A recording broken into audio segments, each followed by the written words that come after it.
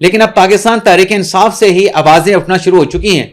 کہ یہ جو کابینہ میں توسیع کی گئی ہے یہ ٹرانسپیرنٹ طریقے سے نہیں ہوئی. نیک محمد صاحب ہیں پاکستان تحریک انصاف کے سابق صوبائی وزیر ہیں, ان کی طرف سے کہا گیا کہ افریدی صاحب ہمارا فون ہی نہیں اٹھاتے, کیا ہم انہیں کال کر کے کابینہ میں شمولیت کی درخواستیں کرتے ہیں. بلکہ ان کی طرف سے کہا گیا کہ جو لوگ آلریڈی رکن قومی اسمبلی ہیں, یعنی نیشنل اسمبلی میں بیٹھے ہیں پاکستان تحریک انصاف کے جو ارکان, ان کے بھائیوں کو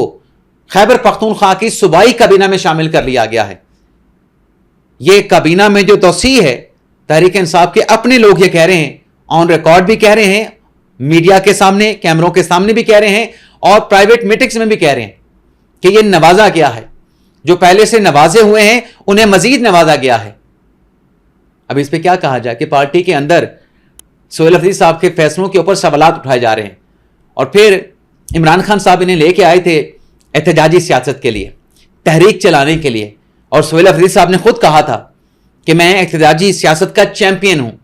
آپ ان کی غالباً جو اسمبلی میں پہلی تقریر تھی سی ایم بننے کے بعد, اس میں یہی کہہ رہے تھے سہیل افریدی صاحب کہ پروٹیسٹ کرنے کا میں چیمپئن ہوں. اب یہ رپورٹ ہو رہا ہے,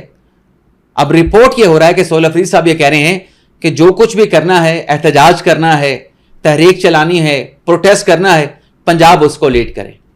یعنی افریدی صاحب اب احتجاجی سیاست کے خود کو چیمپئن تو کہتے تھے, لیکن اب اس چیمپئن سیاست سے خود کو سرنڈر کر کے معاملہ جو ہے وہ تحریک انصاف پنجاب کے سپورٹ کر رہے ہیں کہ آپ اس احتجاجی سیاست کو اب لیڈ کریں.